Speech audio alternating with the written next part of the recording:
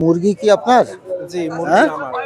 কত কত করে বিক্রি করতেছেন? দাদা মুরগি তো এটা চাচ্ছি যে আপনার 700 টাকা।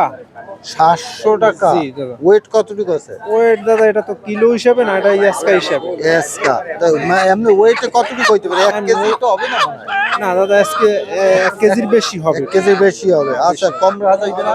না দাদা কম হ্যাঁ? কোনো সিস্টেম নাই। কেজি তো 500 550 চলে। এত হয় না, এতে কোয়াক আছে আর কি। বুঝছেন এটা দেশি মুরগি না, এটা দেশি- পালা খরচা হয় না তো। দেশি এর জন্য দাম বেশি না? জি জি হ্যাঁ? হ্যাঁ এই কারণে। তো 550 তে দেওয়া যায় না? না হ্যাঁ? হয় না। 600 তো বেচা যায় না? এইরকম। হ্যাঁ? 600 টার্গেট 600। হ্যাঁ? আর হাঁস কার? হাঁস আপনার? হাঁস কার? হাঁস? হাঁস আমার। হাঁস আপনার? হাঁস কত? হাঁস 700 টাকা আছে। হাঁস 700 টাকা। ওজন কতটুকু আছে?